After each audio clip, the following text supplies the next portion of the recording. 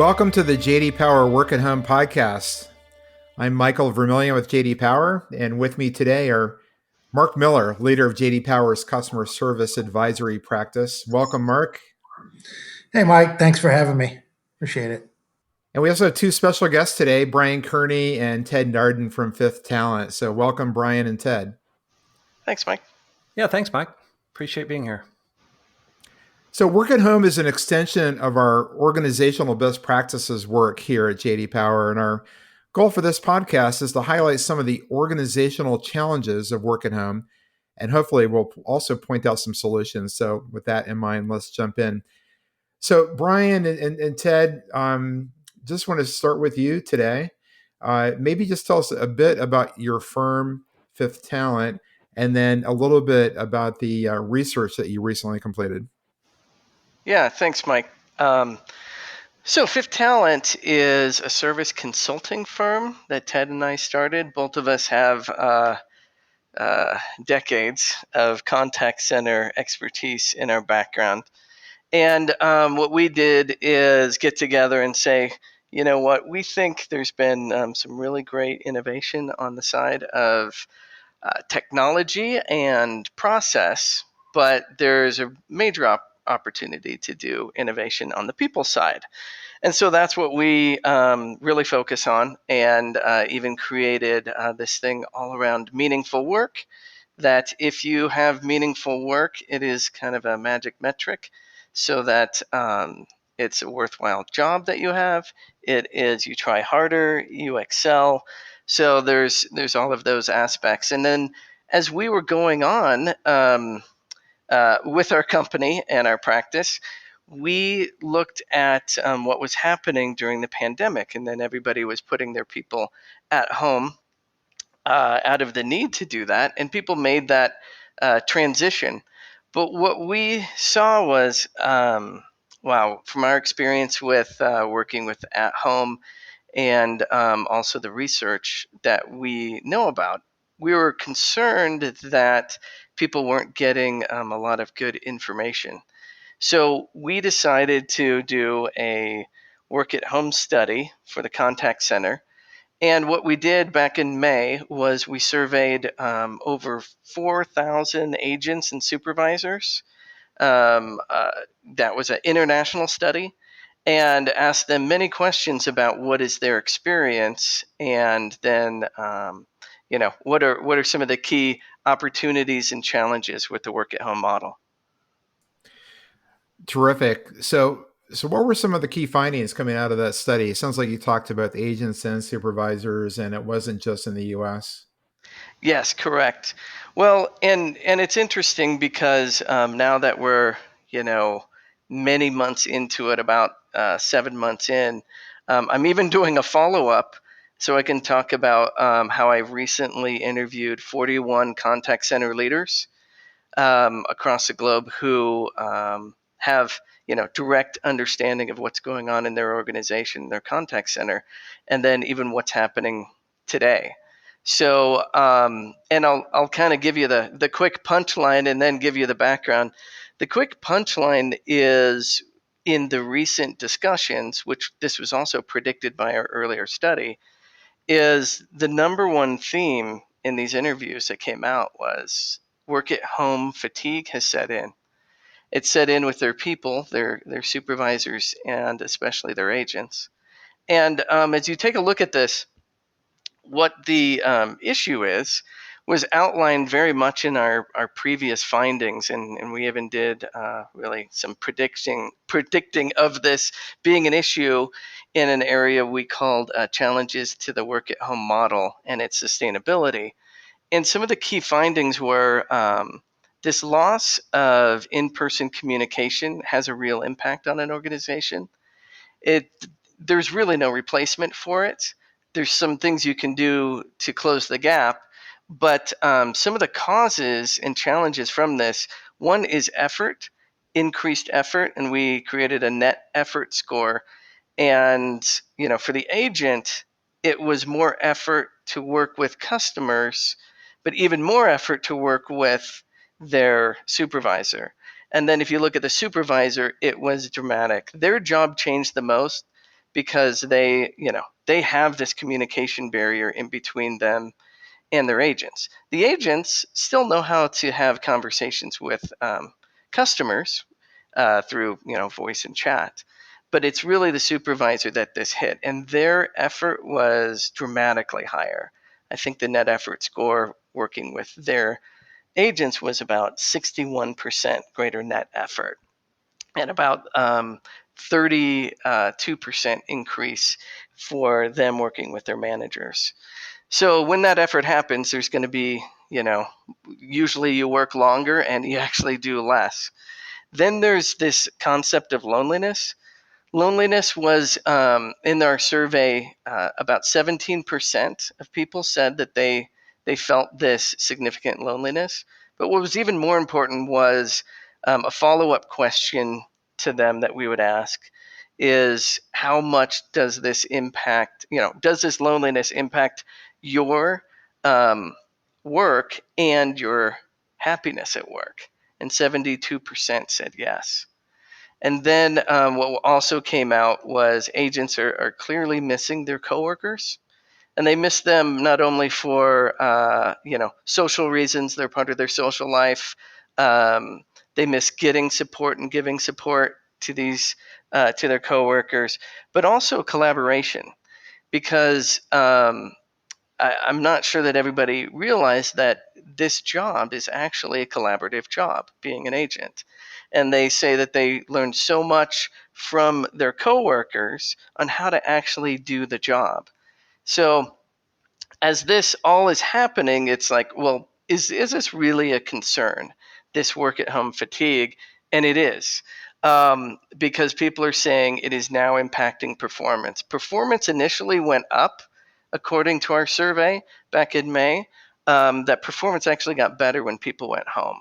Now people are saying it is below pre-COVID rate, pre-COVID performance. So performance is dropping.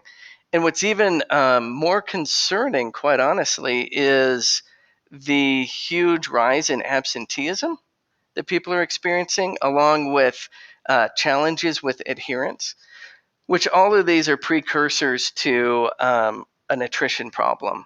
Now, through this whole process, we haven't seen a lot of attrition because people, were really sticking with their job. They were sticking with it. But even now, we're starting to see that attrition is starting to rise in these organizations, and this is a problem. So if I was to describe what, work at home fatigue is, I'll just kind of give you, perspective of what we're hearing from an agent perspective. They do like at home. That was clear in the in our study.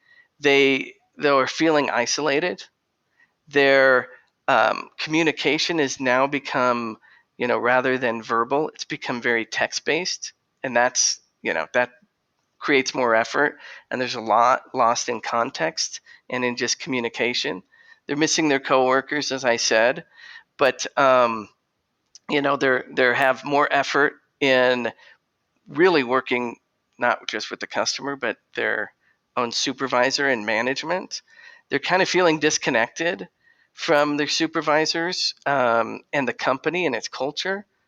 They are now having these challenges with performance. So a lot of the conversations are not positive conversations. So all of these things are adding up and looming. And,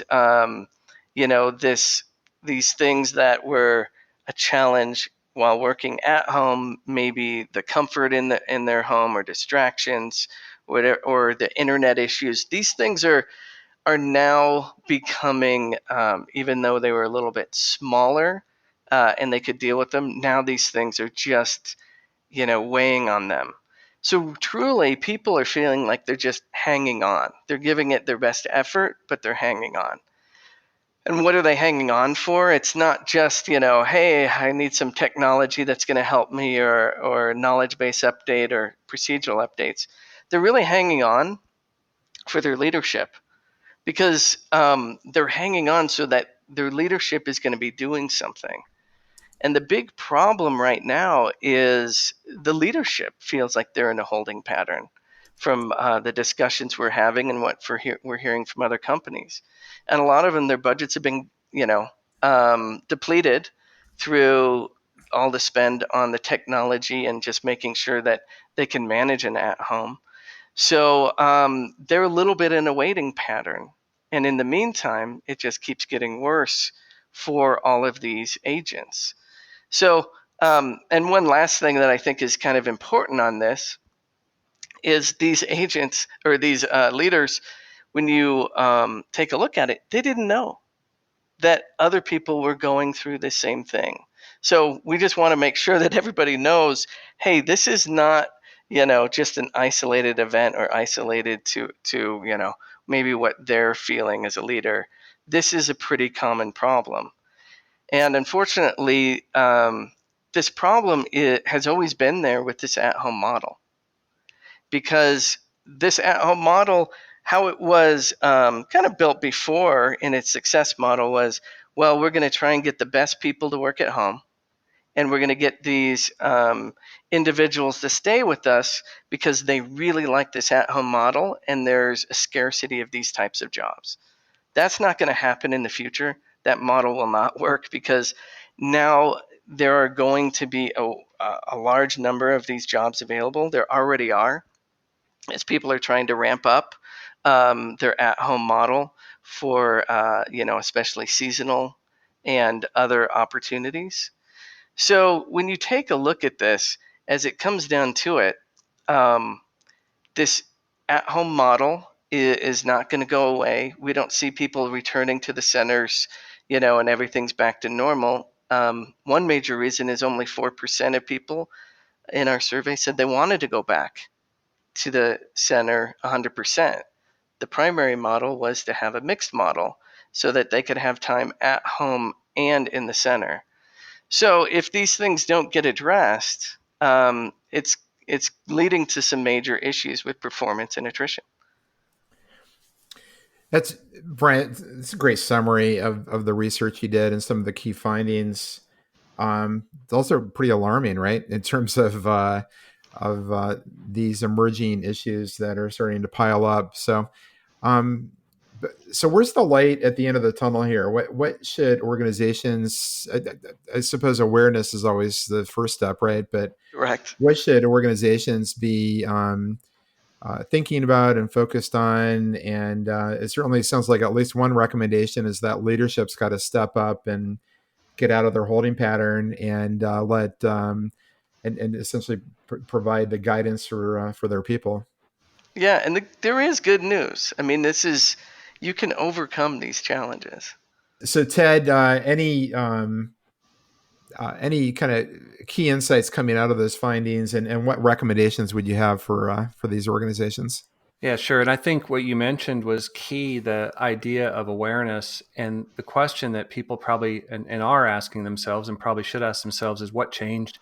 What happened from going from the center where everything was working great and working at home? Brian covered a lot of the overall insights we had, but each company is different, has a different culture, different types of things, challenges. So what you really need to do is take a look at the root cause, what changed. We have what we call a concept called grind, which is those things that have been introduced that cause frustration for both supervisors and agents and others. And so the question there too is what grind is being introduced? What new things have happened since you've gone to the home that make this more difficult? So isolate those key frustrations and then be able to begin addressing them. And all at the same time, look at it from what we call fatigue proofing your workforce. And we look at that as making sure that everyone understands how to function effectively and for the long term in their home office setting. A lot of key things to that that you have to look at that you didn't have to do when you were working in an office. And the second part is really the development of the management team. It's not just business as usual. You can't manage the way you did before. There are a lot of things that have changed. And for example, we talk about the major change for leaders being becoming more of a life coach. And as a life coach, you have to help people now be competent, focused, and connected. And so you've got to change now the way you do things to do that. For example, when people came into the center, it was never really, at least a lot of people we worked with, never felt like they wanted to get too much into, say, the personal lives of those people they work with or they manage. But as you look at now, you're working with people in their homes. It's very difficult to separate those two, and you have to kind of go a little bit more into that personal world with them to help them manage their boundaries and to help them get settled also in their home environment. So, those are the key takeaways and recommendations from what we've seen so far. Yeah, thanks, Ted. So Mark, some of the key findings, working longer and doing less, the loneliness issue, the fact that we're now seeing performance being impacted, and then these kind of precursors to attrition. I think this lines up with what we've seen as well, right? Yeah. It's one of those, I hate to say I told you so stories, right? You could see the writing on the wall. And when we did our research of leadership and noted that customer sat was up, despite the fact that things like occupancy, to Brian's point, where people are working longer and harder, and it's more intense, right? The intensity of the work. We found that folks are at the management side allowing their reps to take more calls per hour, et cetera. And it's natural, there's kind of the novelty aspect.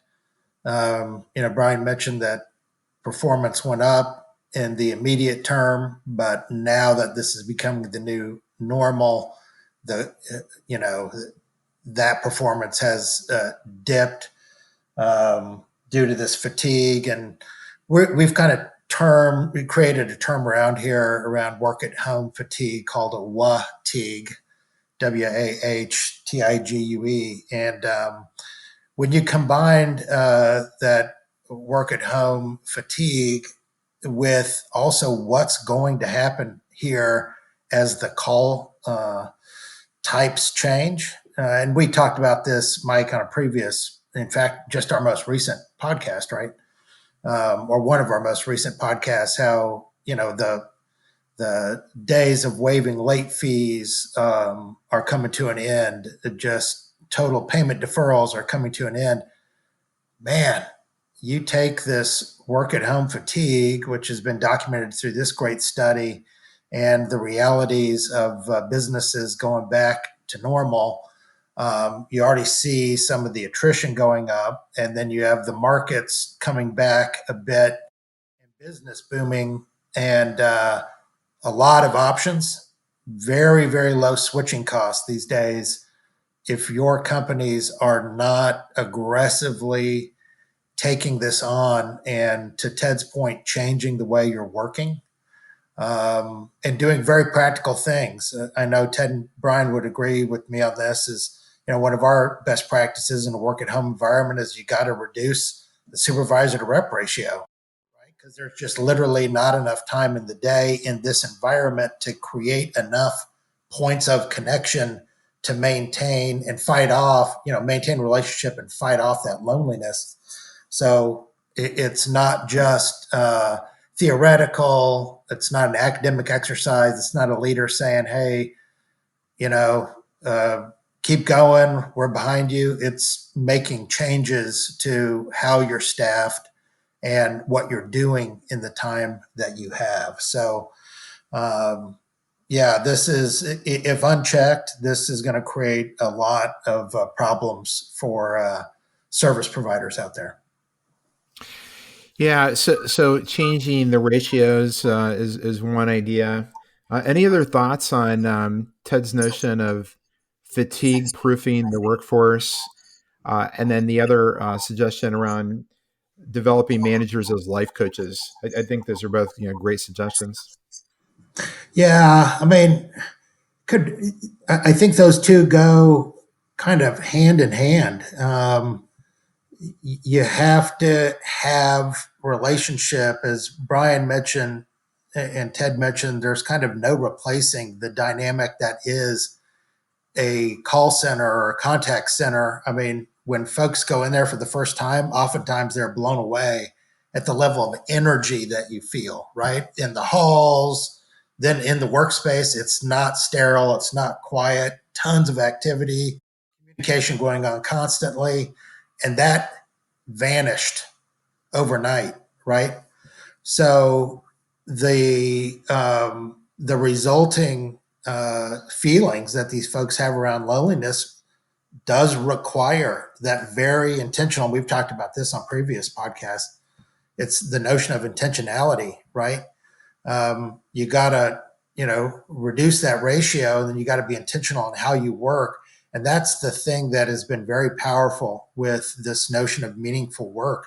You can, in fact, influence how somebody feels about their work and how they relate to work through this notion that Ted talked about of life coaches. So it's something that it's much too expansive of a concept to get into in a short podcast like this, but those are some of the practical steps that can help insulate you from fatigue. Because if you are doing something that is truly meaningful to you as a person, then you can get through a whole lot of grind, right? You can get through a whole lot of emotional ups and downs because you're doing something that's profound and meaningful, helps create sustained meaning in your life. So those are some of the things that companies really need to think about to get to the next level and get over this hump. And if they don't, it's not going to be a pretty picture. Thanks, Mark. Well, that's going to wrap it up for today. Mark, Brian, and Ted, thanks so much for joining us today. Thank you. Thanks. Thank you. Thanks. It's great. And thanks to our listeners as well. To learn more about the JD Power Customer Service Advisory Practice, please visit us on the web at jdpower.com/business. And we'll see you next time.